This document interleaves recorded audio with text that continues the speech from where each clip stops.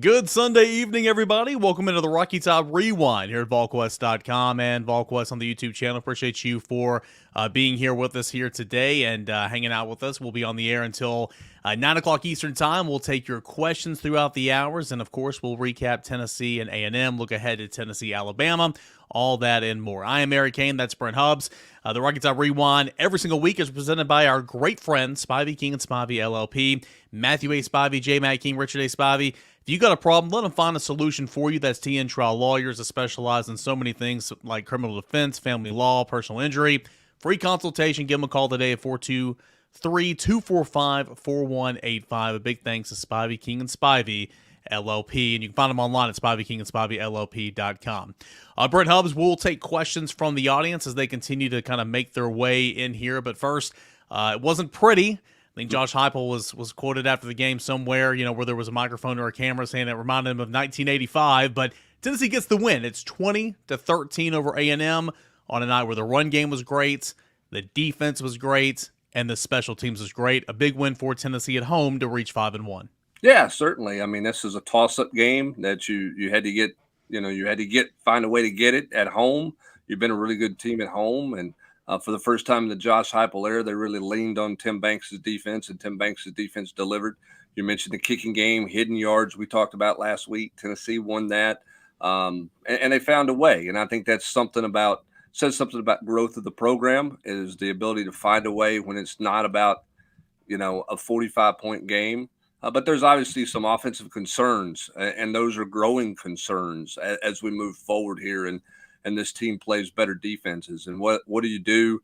What are the answers? How do you get better in the red zone? How confident are you with Joe Milton throwing the ball at different points and places on the field? Lots of things to worry about and to sweat about. At the same time, too, never look a gift horse in the mouth, right? Don't take a win for granted. Tennessee's 5-1. They found a way. That says a lot about who they are.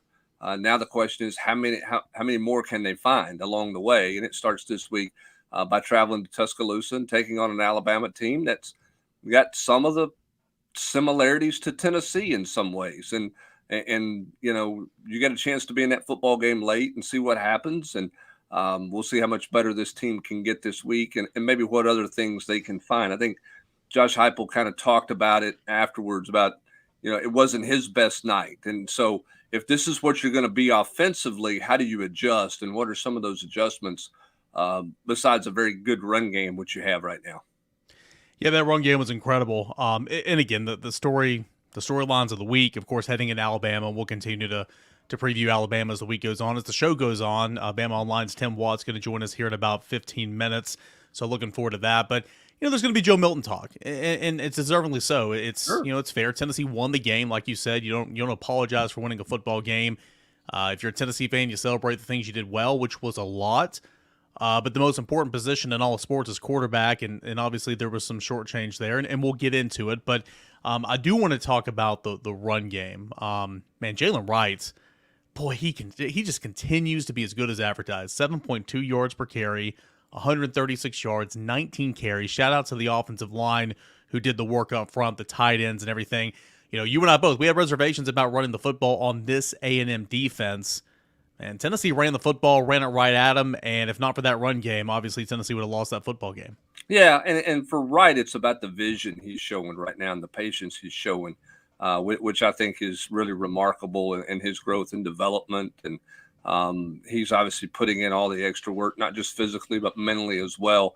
He's got a great feel for where things are right now in the run game. I mean, there was a couple of times yesterday, he literally stopped at the line of scrimmage and kind of sidestepped and waited on the hole to develop and then just burst through the hole. Great patience at the line by Jalen Wright. And I had this stat earlier in a couple of different places. I mean, over half of his yardage this year are yards after contact. He's running so much more physical than he did a year ago. And that's just the growth and development of him. I think you got to give Jerry Mack a lot of credit for what he's done with that entire running back group, but give Jalen Wright the credit for the commitment he made to his craft after the bowl game and has put himself into the situation where he's clearly their best running back and he's clearly having the best year of any of those guys. All right, so we're going to be on here until 9 o'clock. Austin Price joining us later in the hour, bottom of the hour, to talk a little recruiting, what he thought from the game. Again, Tim Watts, an Alabama preview that's coming up in about 10 minutes. Let's go ahead and get into your questions. I've gone ahead and kind of started some of these, and we'll get in and answer some of these. Let's start with Lewis. Play D. Williams on offense. Maybe he can catch a wild Milton throw. It's funny. D. Williams, who had the punt down to the 1 yard line, and then of course moments later had the punt return for a touchdown. He was asked by Jimmy Hyman's post game, point blank, "Have you lobbied to play offense?" He said, "Yes, I have," and everybody kind of started laughing because he was so serious about it. But then he just kind of says, "Hey, I can only control what I can control," and right now he's one of the most dangerous returners in the country. He was out there with the receivers pregame, going through all that type of stuff. That will be a slow transition. He's never going to get 10 targets a game. But he is a guy that we both wrote about last night. We've liked, since he's got on campus. He's dangerous, and it's a shame that he only gets 2 to 3 touches a game. But as you wrote last night, Brent, he is making the most of them. He is indeed, and we'll see where what they can do with him offensively. And you wonder, after last night scoring just 20 points and the red zone struggles, if they don't accelerate some kind of package for him and doing some things. I don't think you're going to play him as a true wide receiver. But do you accelerate something to try to get the ball to him in space, trying to create some offensive, splash plays, if you will, and opportunities there. So we'll see. I never expected him to play any offense last night. I would be surprised if he plays this week at Alabama, but you never know if they don't throw a wrinkle or two out there at some point. So, it's a tough transition for a guy to go to wide receiver who's never played any wide receiver. So, but I do think we may see him a little bit from time to time and just a handful of spot plays here and there as the season progresses. Herb wants to know, is this fair or foul? Texas A&M is more of a threat offensively than Alabama for Tennessee's defense. Now, Alabama, can run the football. Of course, they couldn't run on Texas A&M, and Tennessee ran all over Texas A&M. Milroe is a different type of quarterback, obviously, than Max Johnson. He will be a threat running the football. Tennessee will have to account for him.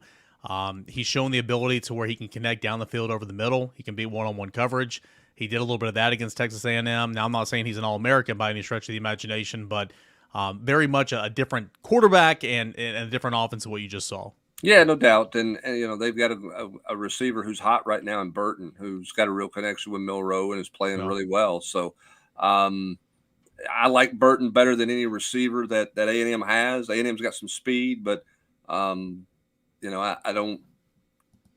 think Burton's a better route runner and a better receiver than some of those guys they have out there. So I wouldn't say that A&M is a more difficult challenge or was a more difficult offensive challenge. I think Milroe's legs are something Tennessee hasn't really faced a lot of this year. We thought Rattler might run around, but he didn't really even try to run around, and Tennessee did a good job hemming him up when they tried to. So Milroe will be different. They'll have some straight design runs for him. That's something Tennessee's not seen much of this year at the quarterback position.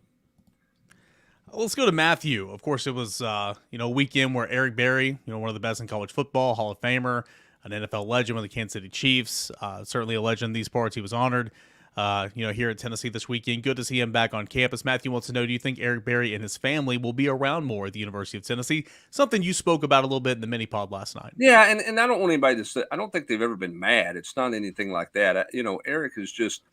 Eric's gone through a real transition in his life that he wasn't ready for, and that was having the game of football taken away from him. He never officially has retired from the National Football League. In his heart of hearts, I think he would like to still find a way to play football again. I don't think that's going to happen, but I think he's had to go through a lot of reflection and sort of soul searching to find the next step in his life, because it happened prematurely, with life without football. He's been through a lot, obviously, from a health standpoint. And he's kind of, as Austin mentioned, just kind of gone off on his own and just sort of disappeared at times. He's not been around his former teammates a whole lot. He's not mad at any of them. He's just trying to figure out life without football. I do think that this weekend meant more to him than he probably thought it was going to be when he came up the road, came up 75. I think he really enjoyed being back. And I do think you'll see him around a bit more often. I don't know that you'll see him weekly like Al Wilson and some of those guys are coming back weekly right now, but I do think there's a chance you'll see him more than you've seen him the last few years. JP wants to talk about the front four. Tennessee's defensive line has found its identity. O-line is getting the running game moving. Joe made some great passes. The SEC is going to do its own damage for each other, as will the top 15. Kind of on that, he started with the front line there, man. I think Tennessee went down officially 2 sacks, 5 TFLs. Man, it felt like they were always hitting Max Johnson, just hitting him. And credit that line. They play a lot. Didn't have Omar Norman a lot yesterday, but Amari Thomas was back there. Bryson Eason was back there. Thought Karat Garland flashed a little bit. And, of course, you get to the edge. Barron had a sack. James Pierce had a sack. And about 5 quarterback hits, it felt like. Tennessee's got a strength up front. And of course, that's A&M's as well, that defensive line, that front seven. But, man, Tennessee just continues to prove week in and week out. You've had one bad week, but Tennessee's is one of the sharper units in the SEC. Yeah, and I like the matchup this week for Tennessee's defensive line against an Alabama offensive front that's had a hard time running against good defensive lines and gave up, I think, 5 more sacks on Saturday against Arkansas. So I think Tennessee can get moving, that way with the defensive front. I think that they hit Max Johnson on 16 of his 34 attempts or something like that. Was the actual hits that they had on him. I like that. I like where Rodney Garner's group is right now. I mean, the development of those guys has been really, really good. Tyler Barron's playing at a level that he's never played at before. James Pierce is obviously an unbelievable talent. I mean, Karat Garland's a great story, right? I mean, nobody even remembered. I didn't remember he was on this football team. Neither did I. Preseason. He had his best night last night. He played terrific against Texas A&M. Bryson Eason's playing his best football. Amari Thomas is playing well. They're getting contribution from all over the place up front. And it's, that's why Tennessee's where they are. That's the thing that's made this defense take a big step forward, because it's allowing the secondary to do the things that they can do in the back end because they have so much help up front. We're going to get to Tim Watts here in just a couple of minutes. He'll join us and kind of break down this or preview, the Alabama side of the third Saturday in October. But, Sam's got a good question that will kind of transition us into that. Last year, Tennessee stopped Will Anderson, stopped Dallas Turner. Can they stop Dallas Turner again this year? Tennessee's got some, especially at the right side, some injuries at right tackle. Gerald Mincey's a bit banged up. Jeremiah Crawford's limited. You saw Dane Davis play, pretty well, or play a lot over there yesterday. Tennessee's got to get healthy on the exterior of the offensive line first, but obviously a good challenge, and that front seven from Alabama that's always noteworthy in terms of names, and this year's not any different. Yeah, hats off to Dane Davis. I don't think he played any right tackle snaps before last night. I think all of his snaps had been center to this point in the season. So this season, of course. Yeah, to slide back out there and play in space last night and not have his name called is a kudos to Dane Davis. I'm not saying he was road grading or dominating, but he certainly held his own back there at the right side, which is important because I don't know where Jeremiah Crawford is, and clearly Gerald Mincey is not 100%. I don't know that you can expect him to be 100%, this week. We'll see how effective he can be, even if he can be effective, and we'll see where Crawford is at. Tennessee's dangerously thin on that offensive line. They just cannot get anybody nicked up. Still not sure when Andre Currick's going to get back.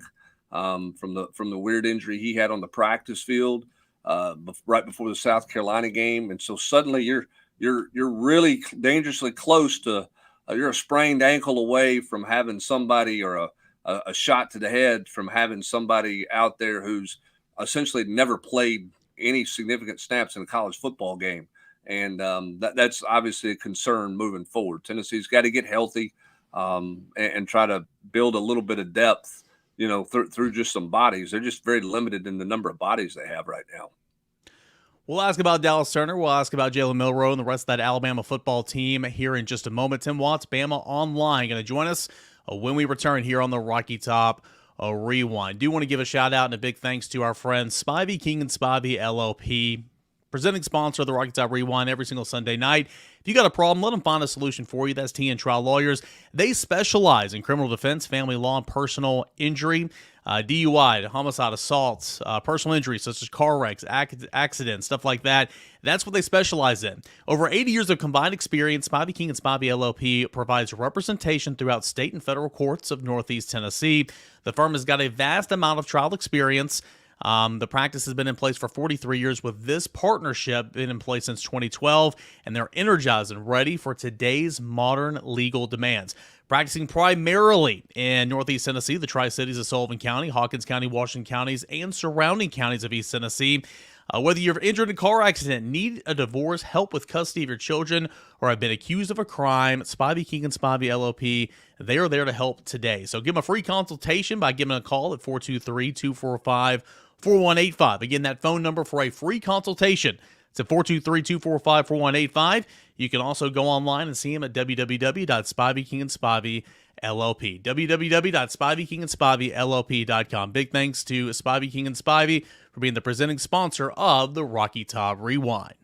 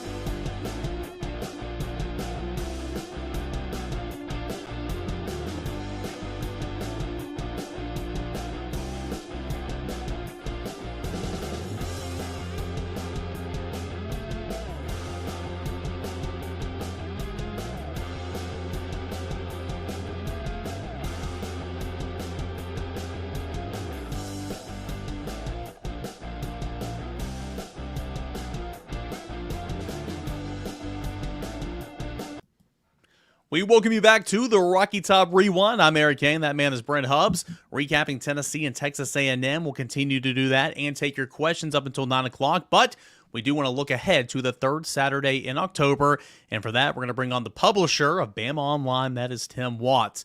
Tim, thanks so much for joining us here this evening. How is the weekend homecoming for Alabama? Was that right? Yeah, wasn't a whole lot of fun. It was an early 11 o'clock game. They had a struggle in the second half. You kind of could see a little bit coming. Maybe they got off to a quick start, so you hope they avoided that trap game. But coming off a very emotional game against Texas A&M, you got Tennessee next week. You got LSU the week after that. So back-to-back revenge games for Alabama. And then you had Arkansas at 11 a.m. in the morning, and a scrappy Arkansas team. I know they've lost 5 in a row, but they've been extremely competitive. But once Alabama jumped out to that big lead, you kind of felt they were going to ride away, and they didn't. And they had to play a little defense and close out the game with a few first downs. So not quite probably the ending they expected, but a tough game, a good win. I like your Sopranos. You look like you're in the old Sopranos movie. Here's what I'm glad, Eric. Let me tell you what I'm glad about. I mean, that's serious right there. Now. 15 years. I didn't hear from Brent Hubbs for 15 years. And 1 year ago today, this is our anniversary, he decides to call me. I'm not saying it's a coincidence. But 1 year ago today, he's like, hey, buddy, how's the family? That's not true. Austin Price and Grant Ramey. I can't. Yeah. Oh, man, Austin, okay. 5 times a day. Yeah, right. Mr. Hubbs is like 15 years, forget about it. Exactly like said, forget about it. But now he's back. So I'm going to enjoy him while I got him. But thanks for having me on, guys. I do want to ask you, Tim, about this Alabama offense. Obviously, Jalen Milroe played well in the second half, in particular against Texas A&M. Got off to the good start yesterday. How much more footing do they have offensively compared to where they were 14 days ago, even? Yeah, I think that, what the thing about the Alabama offense is pretty inconsistent. I mean, the first half, it's literally a Dickens novel, the best of times and the worst of times. In the first half, they were really good, hard to stop, do a few short passes, hit some deep balls, came out in the second half, established the run. But in the second half, passing-wise, they really just couldn't find anything going. A lot of his passes sailed on him, felt some pressure, but also, had some pressure. So he's kind of a first-year quarterback doing the things. But, had a lot of experience. You're hoping he takes those steps. And it's not like the pressure's not coming. I mean, you're in the SEC. Everybody's got an edge rusher. Tennessee certainly's got an edge rusher. And James Pierce, a guy that we love. Charles Power ranked him extremely high. I was a huge fan of him coming out of high school. He's a guy. Y'all got other guys that can come. And LSU's got some guys. So you're going to face that kind of pressure anyways. But really, the middle of the field is the area. It's not, you don't really see them establishing the run consistently yet, consistently. And there's been some questions about the offensive line. It's a little leaky. All right, so flip it on the other side. Defensively, you got Dallas Turner, who's obviously a really good player. Secondary the last couple of years has not been to the Nick Saban standard. How much better are they back there, and how much better is this defense getting? Yeah, I think the defense is what you'll recognize the most from past Alabama teams. I mean, you've got Dallas. He's probably got 7 or 8 sacks. Chris Braswell's probably got a handful of sacks. They get a lot of pressure. They got Deontay Lawson, who's a really good inside backer. Trez Marshall, who transferred from Georgia, has been a guy that gets a lot of pressure on the quarterback. But yeah, the back end, they lost some guys last year, but they brought back Kool-Aid McKinstry. I think most people expect him to be a first-round cornerback, and Terrion Arnold, who was it took him a little while for it to click, and he suffered some bumps and bruises last year. But he's really, really become a good player at that other cornerback position. Malachi Moore, who's injured, he's a guy that's done really well. And they've got the freshman All-American, or he will be a freshman All-American, and Caleb Downs that came in, very highly recruited guy. When you look at the offensive line, again, you mentioned, Tennessee's got some pass rushers. You got James Pierce, you got Tyler Barron. You mentioned it's been a struggle to consistently run the football like, Alabama would want to, week to week to week. How much of a worry is it maybe from an Alabama perspective of Tennessee's defensive line? And it's a group that's going to play 10 to 12 guys. Yeah, I think the first thing you have to do is try to lock down that left side. Proctor, who was a highly regarded guy. Some people have #1 offensive tackle in the country, but still he's a true freshman. A year ago, he was playing Iowa high school football. So, I mean, there's a big difference. I mean, there's not a lot of James Pierces and those type of guys running around Iowa as compared to we're used to seeing in the South. So, offensive line has its moments. I mean, they've given up a lot of sacks. I think they're 130 or somewhere around that in the country and giving up sacks this year. They established the run, but it's just the inconsistency with it. Now, part of that, I think, is the quarterback play. I think sometimes, your quarterback, and y'all are familiar with this, certainly, he can get out of the pocket they've created for him and put some pressure on himself. And we've seen a little bit of that with an inexperienced quarterback. But also, I think you hear those footsteps, and sometimes the footsteps real. So it's kind of like two problems going hand in hand. And with all that said, the offense hasn't been atrocious. They've had some plays. They had good plays against Texas A&M. That game should have been a little bit easier of a win. They had a block field goal returned. I mean, a block kick returned for a touchdown called back on a penalty way behind the play.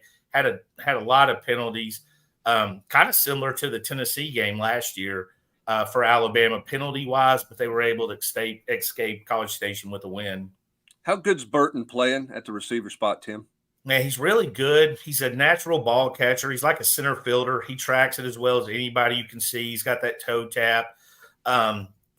He's a problem. He's got a big body and all that. Now he's an emotional guy. That's one thing to watch. He's there for the big games. Just one that Bama fans have noticed. He's very, very emotional, but they kind of feed off of him. He's got a lot of experience. I mean, he played against Alabama in the national championship game. Played in every game for Alabama last year. They was healthy in this year, but you kind of see that maybe he's becoming that safety blanket a little bit for Jalen. Jalen's able to find him because he feels comfortable. He took a shot with him that wasn't successful, but you could tell he trusted Burton to have a chance to go and make that play. Tim, Jalen Milroe is at his best when he is doing what? When the team is setting him up in this position? When is Milroe at his best? I think he's at his best when he's got a clean pocket, some time to throw. I mean, Alabama's got fast wide receivers. If you look at those guys, some of them are track guys and guys that are developing into the wide receiver position. But the wide receiver room's pretty deep and pretty talented. So I think Milroe, when you give him that pocket, he's able to look down the field. A lot of bombs this year. And you'll remember Blake Sims at Alabama. Kind of similar to that. He had Amari Cooper. And they were able to drop back. Lane Kiffin just wore those plays out. I think that's where he's at his absolute best. How effective is he running the football? How much is he using his legs? How much are they asking him to use his legs? Not as much as he was. He's not running like he was. I mean, there's been talk that he's got a little bit of an injury. I think it's more about protecting him myself. I think you don't want to put him at risk of getting hurt. You're kind of all in on Jalen Milroe being your guy this year, right? So you don't want to take any chances. He's still capable of running. He got a huge third down play to keep the ball from getting back to Arkansas at the end of the game. He had a nice little run. not what you're probably expecting from a guy that, I mean, I keep saying it, but I mean, he looks just like Adrian Peterson to be. Big, strong, ripped, fast, big old muscular kid. You don't see many quarterbacks that probably are, probably going to stand out in a weight room like that, but not as much as you would expect when you look at him right now. Is that just because of where they are with the backup situation? They don't want to take a chance on getting him hurt because. Well, he's running a little different to me than he is. I mean, that could be him protecting himself. He'll tell you, he's always considered himself a pocket passer to begin with. So I think that's part of it, just the mentality of what he wants to be and what he wants to see. They haven't had a lot of runs just for him, like power quarterback runs. They had one against Arkansas, went for 8 yards, and he slid a nice little run. So, I mean, they might be saving that for some bigger opponents coming up the road. I mean, it wasn't a great time. I wouldn't say Texas A&M is a great team to run against. I mean, they're fast, they're athletic. They could put a hurt on you. So, and maybe, trying to get through Arkansas and not show a lot with Tennessee and LSU, on the horizon. But he is a guy that if you force him out of the pocket, evade him and get him out there, and he's going to take off and run, right? Oh, yeah. He's not a big, stiff guy. He's not Dan Marino. I mean, he can pull that thing down and run with it. I mean, he's a smooth athlete. All the things. When you look at him, he's about what you'd expect. Will they use him? And I know we're talking about him running the football a lot here, but in the red zone, inside the 10, inside the 5, will they use him to run in that situation? I see he's got 5 touchdowns on the season. Yeah, I think that's part of it is, though, for his scrambling ability. I mean, when he drops back to pass, I mean, when you got 3 or 4 receivers down the field, they got nice tight ends, too. Amari Niblack's emerged really well. C.J. Dupre is a transfer who's, I think, hasn't had a big game yet. He had a big catch against South Florida, but he has that potential in Robbie Hoots. So they got a nice little tight end room. But when you spread that thing out, he's got lanes to run in. I think most teams are spying him, and, rightly so, trying to spy him. Texas did a great job of keeping a guy near him and limiting that. I think he sees that spy. But when you've got somebody spying, you've got one less defender for the wide receiver. So it's a little bit better chance of completing a pass there. So, Tim, what do you like best about this version of this Alabama team, and what is your biggest concern as a guy covering this team about this Alabama team?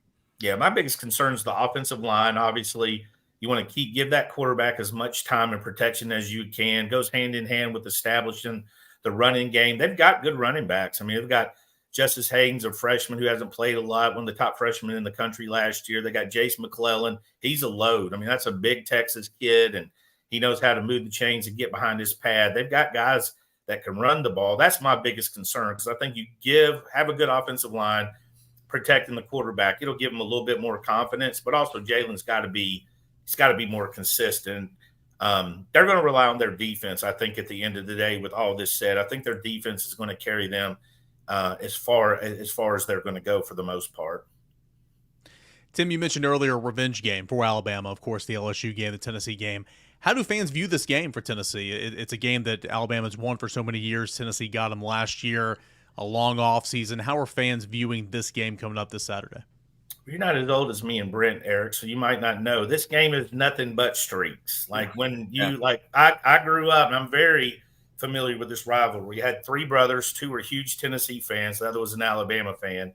And we know, like, you can go 8 years without rubbing it in anybody's face. It got kind of bored. Like, we didn't even talk trash to each other at some stage. We're like, see you in 7, I think it definitely. I've always felt the rivalry from the old diehard fans. I think with younger fans, it might have been, Florida at one point, Georgia at one point, and LSU's a big deal. But for me, it's always been a massive game. And that game last year, I think you have to lose something to know how much it means to you.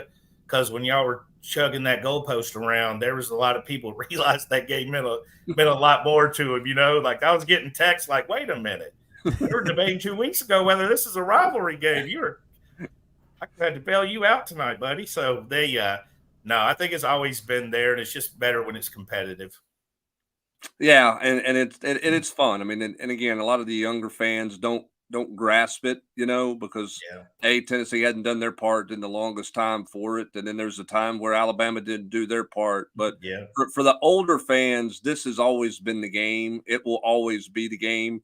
For the end of time for those guys. And so I think there'll be a lot of intensity in this one. And I think this one will be really, really physical. It's kind of Tim. It feels like it's going to be a little bit of a throwback compared to what we've seen. I mean, it's got the vibe of a kind of a defensive slugfest, which is the last thing you would kind of think about when you think Alabama offense the last few years, and certainly you think about what Josh Heupel's done. Yeah. It feels like it's got a little old school vibe to it coming up on Saturday. I mean, can you imagine a 17-14, 17-13 game after last year's? You talking about emotional shock? I mean, that last year was just was unbelievably the one of the wildest games I've ever seen. So if it is, but I agree with you. I think the defenses are both pretty solid. Tennessee certainly did a good job this week and against Texas A&M. Max Johnson, he's not a bad quarterback. I've seen people criticizing him, but man, Alabama and Tennessee beat that kid to death. Yeah. And I mean, he was still standing at the end. So just a testament to how tough he is. But yeah, I don't think it's going to be I wouldn't expect us to be in the 40s, both sides to be in the 40s. But emotionally, I think Alabama fans will be really, really up for this game, which is a good thing. And then again, they got LSU right away. And also, I think the crowd will be great because if you looked at Alabama's schedule last year, all their really good games were on the road.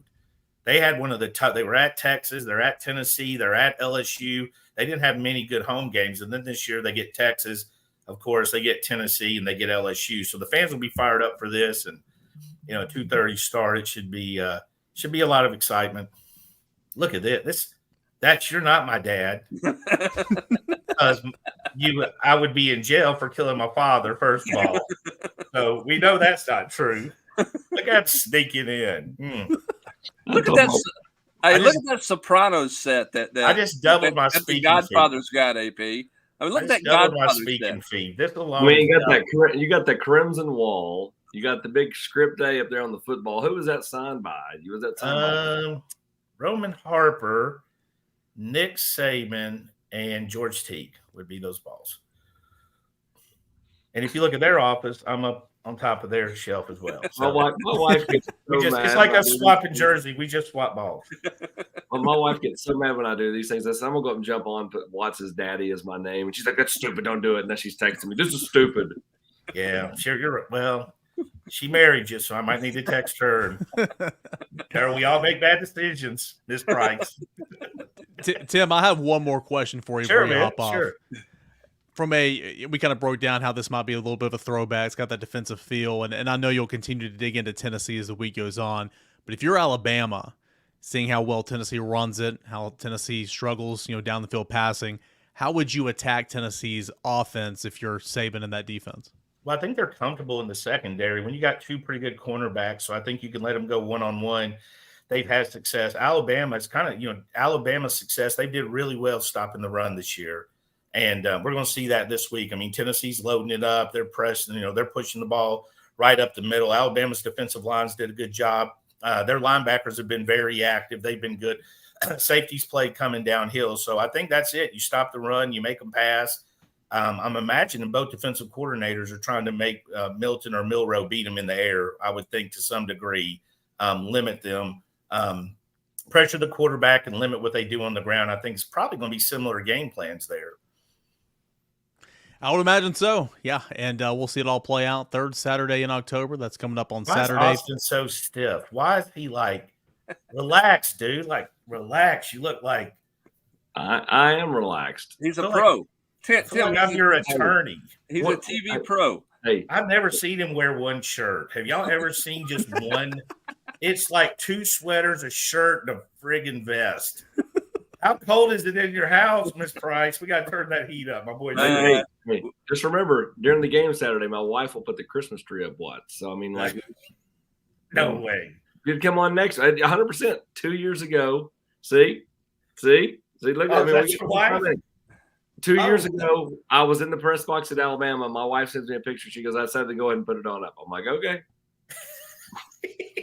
Hey, nothing like handing out your Halloween candy and it's Little Debbie Christmas tree cake to go with your Christmas tree. Have candy cakes. Hey, absolutely. Hey, I am relaxed. Because I got the latest intel on George McIntyre over here at Volquest.com. Well, I just copied and put it on BOL.com, so we're all good here. This All right. ain't like the old days. This is open season. We can read everybody's stuff now. Keeping the family. Yes, absolutely. No Hey, question. good luck, you guys. Travel safe to Tuscaloosa. I appreciate you. It's good to meet you, Eric. Good to meet you. Austin, I love you guys. All right. Leave the key underneath the stone out front, and I'll see you Friday night. Okay. If you come here Friday night, we're putting up our Christmas trees. How you like that? You come over here and see what happens. Sounds good. See you, Well, brother. Appreciate it, man. Thanks so much. Guys. Later I'll on, bring man. the orange lights, Watts. Later, dude. See ya. All right, good stuff there from Tim Watts. He's the publisher over at Bama Online. Go check out their stuff for an Alabama perspective heading into the third Saturday in October. We got a lot of your questions to get into. We'll get AP's thoughts on the game, big recruiting weekend, all that and more. We're here on the Rocky Top Rewind until 9 o'clock. But first, before we come back and talk more about that, I want to get in and tell you about our friends over at Game Time. You shouldn't have to worry about buying tickets to the next big event, whether it's a sporting event, it's theater, it's comedy, all that type of stuff near you. Game Time is the place to buy those last-minute tickets. You can do it by downloading the Game Time app today, and you'll see killer last-minute tickets, all prices, all that type of stuff, event cancellation protection, job loss protection, and the lowest price guaranteed over at Game Time. Game Time has deals on tickets right up to the event, sometimes even after an hour after the event's even started. It's the place to find those last-minute seats. Plus, they're going to show you pictures of your seats before you buy them, so you know exactly what you're purchasing over at Game Time. I encourage you to download the Game Time app today. Go ahead and create an account. Use the promo code VOLS for $20 off your first purchase. That's VOLS VOLS for $20 off your first purchase. Terms apply. Create that account. Use that redeem code. Download Game Time today. Last minute tickets, lowest price, guaranteed. Again, that is Game Time. VOLS for $20 off your first purchase. Back for more of the Rocky Top Rewind here in just a second.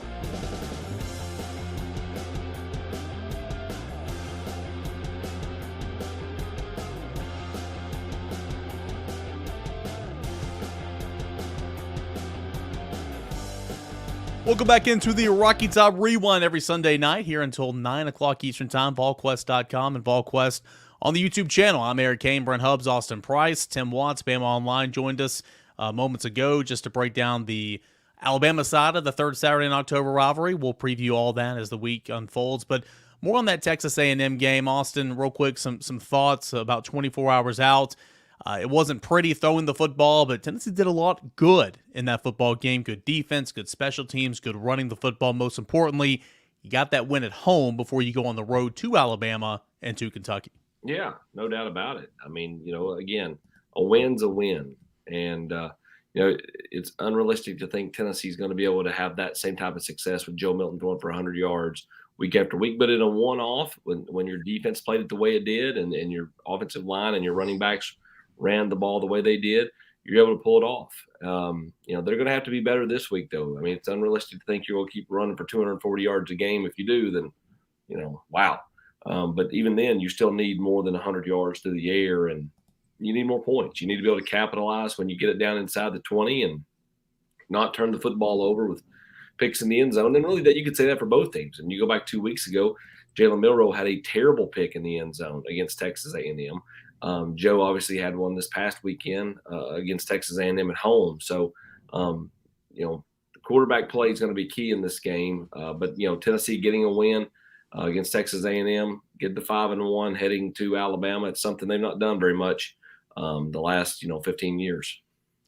And Brent, knowing Joe Milton struggling to throw the football down the field, This question from Chris here. You go on the road, as Austin pointed out, you're going to have to throw the football to win this football game. How do you kind of ease Joe into this football game, build that confidence, kind of get him in a rhythm against a talented defense for Nick Saban? Yeah, I mean, I think the scary part is I don't know that Joe has any confidence issues. I don't think that it's a confidence thing with Joe. I think it's an execution thing with Joe. Look, I mean, first play from scrimmage, you throw a quick, easy out because you've got cushion over there and the ball sails high. Then you come back and you say, hey, let's throw some slants because that's a ball he threw really well against South Carolina. The first slant he threw was behind Chaz Nimrod. Nimrod made a good catch. Bailed him out there, and then he came back in the second half in the third quarter and had a wide open Ramel Keaton for a slant. And Keaton, the ball was so far behind him, Keaton didn't have a chance to make a play on it. They designed they drew up a touchdown play, and Ramel Keaton dropped that ball. I mean, I think right now what you have is you have a passing game that lacks confidence, that lacks continuity, rhythm, whatever you want to call it. Because there are times that Joe throws a decent ball and they drop it. And then there are lots of times Joe throws the ball all over the place. It makes it hard for guys to catch it. So I don't know the answer to that. I mean, Austin, they've been throwing sideways screens to get him in a rhythm the entire season, basically.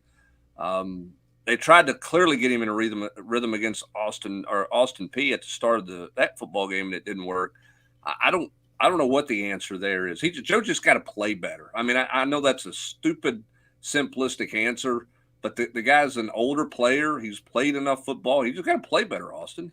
Well, but what do you say to the people that say he kind of is who he is? I mean, I don't. It's hard for me to disagree with that at this point. I mean, until he plays better, he is who he is. But my question is, Austin, can he is who he is. I get it, but he was seeing that safety early in the season. The last two games, he's not seeing that safety, and he's turning the football over. How do you get back to being he is who he is and protecting the football, and maybe not winning because of him, but not being the guy he is now and winning in spite of him? Yeah, I don't know. That's a great question. I still think Joe, for the pull your hair out moments, I still think he's got a game or two in him where he's going to have everything dialed in, right? Like that player that he may have a 15 game streak where or 15 games where he doesn't get a hit, but all of a sudden goes 3 out of 4 back-to-back games. Like, I still think Joe's got that in him. Maybe that's this week. Maybe that's at Kentucky. Maybe it's at Missouri. I don't know. But right now, I think Hubbs is right. I think it's not just Joe. I think it's everybody involved because I think we joked about the security guard at the game. I've seen it posted on the board. I mean, like, what's it hurt? Ramel put 80 back on Ramel. You just never know, man. Like, what makes things go. I mean, it's like if I'm struggling with a putter and I pick up an old putter and all of a sudden start making putts. I mean, it's sometimes it's just kind of seeing it differently, and kind of getting any kind of thing that can get you confident. I just think you've got to find some way this week to be able to go for more than 100 yards. You've got to get back to that 2 to 230 range. And then, that means you don't have to run for 240 yards. And if you do, that means you've put up almost 500 yards, and that's great, right? I mean, I just think they've got to find some way to get confident. I'm not sure how they do it. It was just a weird game because if you would have shown me the box score, before they played, said Tennessee's going to run for 243 or 234, whatever it was, against this A&M defense, I would say Tennessee's going to win by multiple touchdowns. If you would have showed me that same box score and said that Joe Milton's going to throw for 100 yards, I'm going to say A&M is going to win by multiple touchdowns. And it was the first game Tennessee had won with Josh Heupel not scoring 30 points. First game Tennessee won with Josh Heupel scoring 1 touchdown. It was just a bizarre game. First time he's won a game where he trailed at halftime. Yeah, exactly. That's another one. So just a little weird game, but again, at the end of the day, Tennessee did get that win. I want to get back to this question here from Tony, talking about trying to get Joe feeling himself and all that, have design runs for him. I don't know if we'll ever see 8 to 10 design runs, but Austin, you talked about it on the podcast. He was feeling himself, amped up a little bit, and then maybe he just kind of forced that throw and it got picked off. I mean, that it is what it is, but like it did. Whereas earlier in the game he shot away from it, he was seeking out that contact in the second half. Yeah, I'm gonna agree with Tony here. Like Chris Lowe and I talked about this tonight on The Nation. Like, if you're not going to be able to make plays through the air, you've got to do something else that that Joe can do. And Joe can run it. He doesn't. I don't think he really wants to run it, but he's capable. I mean, like there are times where he runs out of bounds. You're like, what are you doing? And then other times where he like lowers the head and plows over a guy, and you're like, why don't you do that every time? Like, I mean, so like if you're not having success through the air, you've got to find some other way to generate yards. And is that with 7, 5, 6, 7, design runs in a game, Hubbard? I think you've got to find any way to, squeeze all the blood out of that turnip this week and going forward. Well, and here's the interesting thing to me is I thought it was one of the big stats going into the game was what was the negative yards for Joe? How many negative yards did he have? Joe was sacked 3 times. Maybe one of those he should have held on. He should have gotten rid of and just chunked it out of bounds, maybe. But the other 2 were I can't really say they're on him. But he finished with 34 yards rushing, which if you'd have told me that going in the game in the box score, I would have said Joe Milton has played well because he wasn't holding on to the football and he was getting out, making a quick decision and getting out, which I think was a positive for Joe. I do think they've got to run him 8 to 10 times in the game, though. He ran for 50 yards actually, so like he ran for 50 and he had 34 after the sack. So like he kind of had another year, running the football there in the second half. And I don't know, you're right. Like I don't think confidence is an issue, but like when you see Joe out there jumping around and bobbing his head a little bit, it's like okay. At least it looks like the other guys can maybe feed off that energy. Now you can't go turn the football over, but there's so many times where that offense just looks so stale and there's no energy out there. I saw a little bit of that second half, and again, the offense wasn't great throwing the football, but you did see that a little in the second half. You go back early in that game, Hubbard. I mean, he made an unbelievable play on that guy coming off the edge there on the first drive or the second drive, and he missed Ramel down the field. But like, I mean, that's a nice play.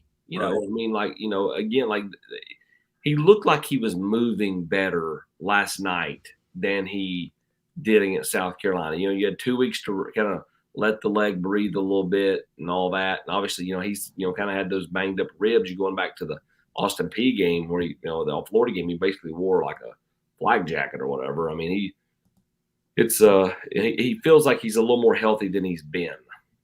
Yeah, and I think the thing that is, look, I mean, I can understand and have kind of realized that he's going to have inconsistency from an accuracy standpoint. Okay, that's kind of who he is. The thing that's still bothersome is he doesn't throw enough people open.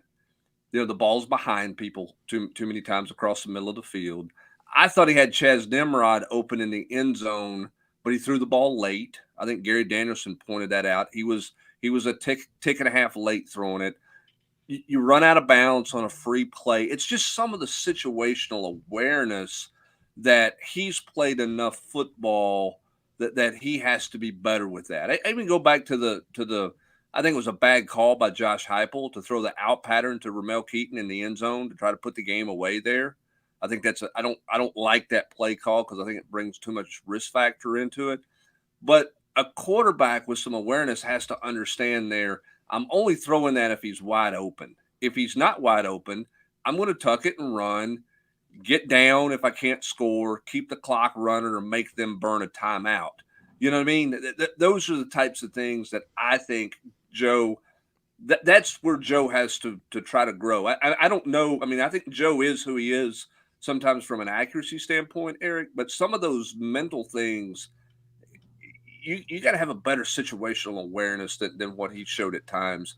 Yes. Now, at the same time, he had a good pocket feel, as Austin mentioned. He got out of the pocket and helped himself there. It's just some 2 or 3 plays where you go, wait a minute, what was that? And I think that's the point.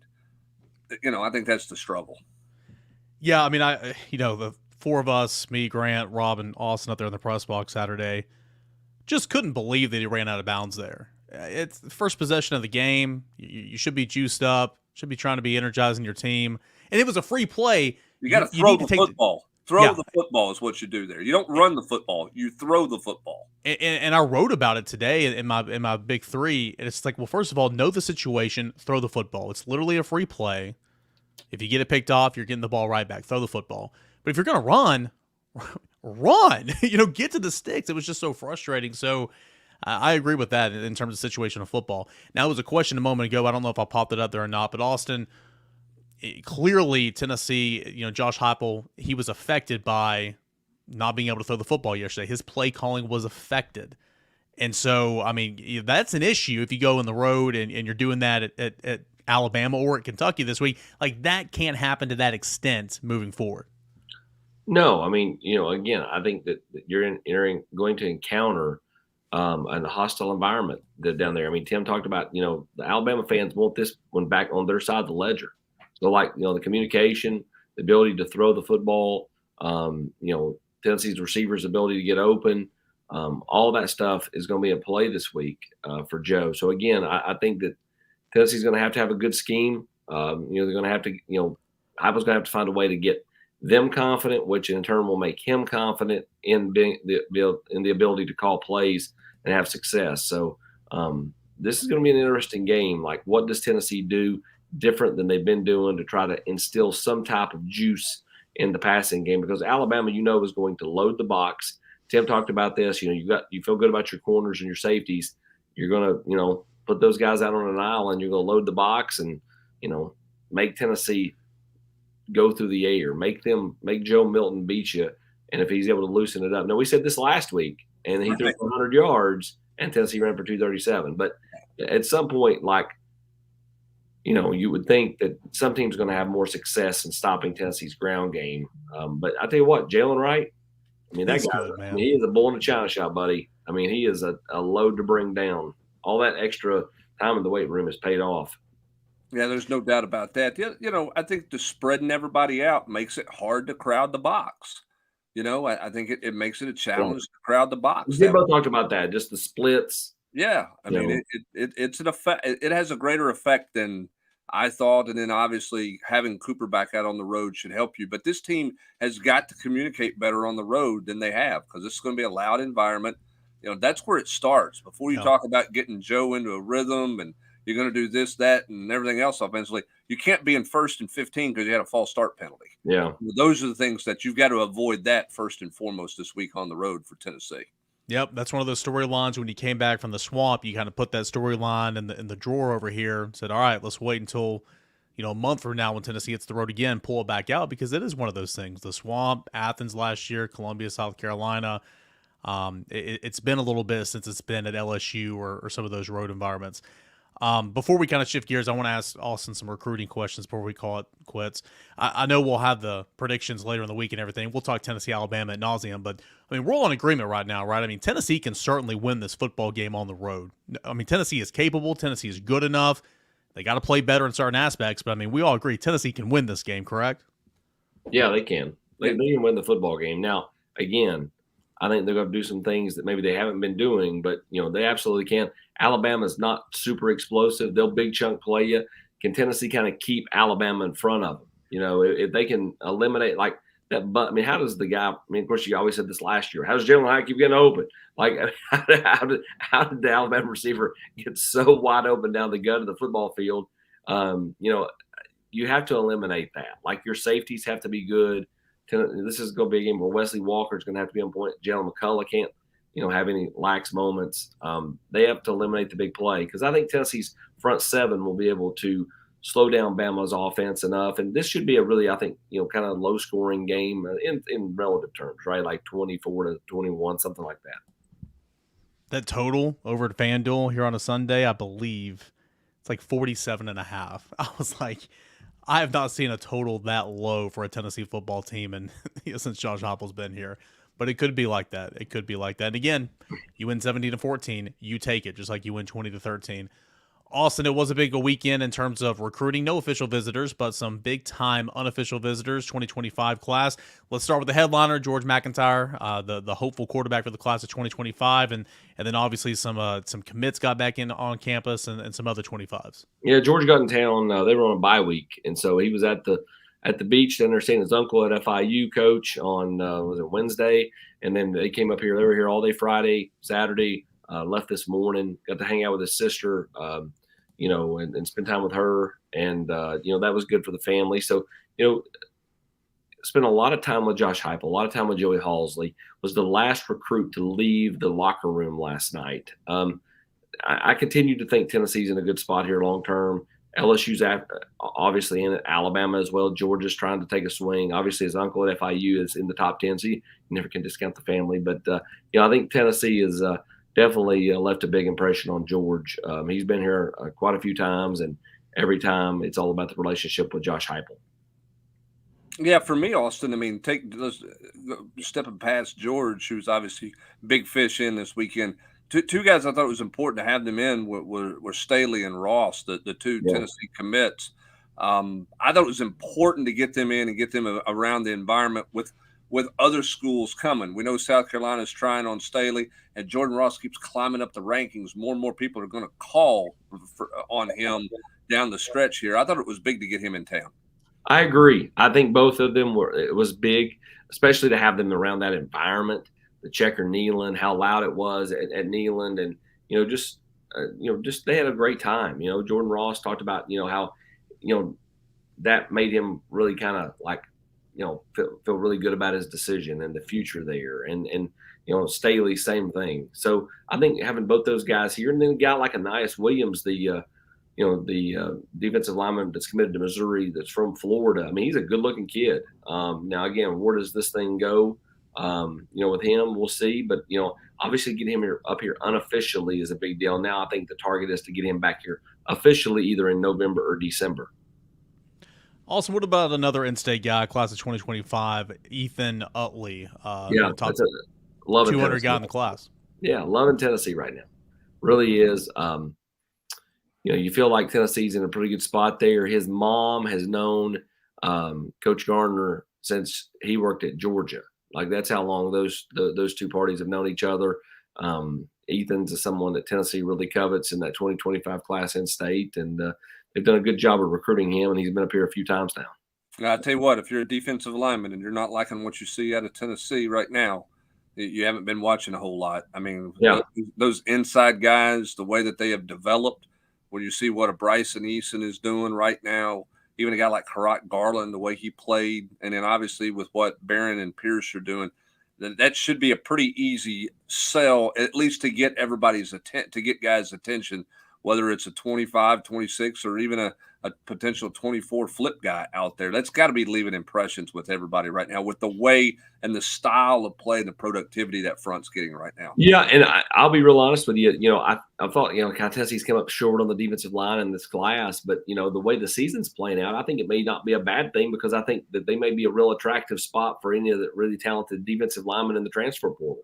Like, why not? I mean, you look at the way Tennessee's played. You look at, Omar Norman-Lott, the impact he's made as a transfer. Like, I think they become a real attractive option next year. And again, a lot of Tennessee's success next year will be predicated on who comes back, who cashes in that extra year on the offensive line and on the defensive line, and how much do they have to replace. Also, we got a question here from Balls Time. Are you going to be checking out any recruits that Friday night ahead of Tennessee and Alabama? No, I may go to Jordan Ross's game, but since we just talked to him, I don't know yet. And then as far as recruits at the game, I think Daniel Hill may be at the Tennessee-Alabama game. We'll see, but that's one to continue to watch. Hey, tonight you had Nick Saban on The Nation, you and Chris Lowe. Anything big? Of course, we got the transcript up at Volquest.com. Grant put it up there, but anything big from Nick Saban on The Nation tonight? No, he was relatively mundane. Like, he's kind of like, respects the series. It means a lot to the people at Alabama. Feels like their team's, coming along, still making too many mistakes. 100 yards and penalties, and I think it's driving him crazy. Really, really a lot of respect for Tennessee's running game. Jalen Wright, the running backs, says that that's where it all starts for them defensively. They've got to stop Tennessee from running the football, and so that's why you expect them to, to load the box and try to shut them down. Yeah, and I think discipline's going to be a huge factor in this game, because both of these teams have been highly penalized teams. Who plays a clean football game? And who doesn't make the mistakes? And avoid some of those things. I think Max agrees with me, obviously. Yeah. I think that's the challenge in this game for both these teams. Tennessee is, you got too many penalties at home. I mean, that just, you can't have those things that you have. And So, we'll see. I think that's going to be a big part of this storyline in this game is who plays the cleanest football game. Tennessee a winner over Texas A&M 20-13 behind a strong running game, sharp defense, and some really good special teams.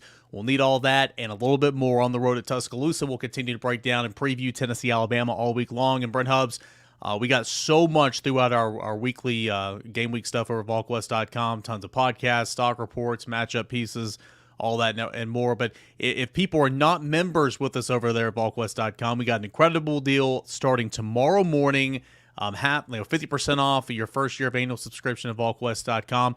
No better time to join the site than tomorrow morning whenever that sale is offered. Yeah, absolutely. If you're not already a subscriber, and if you're not, then you missed out on a ton of content in the last 24 hours. Nobody has kept you up to date on recruits' reaction, commits' reaction, analysis of the game, everything that was said post-game.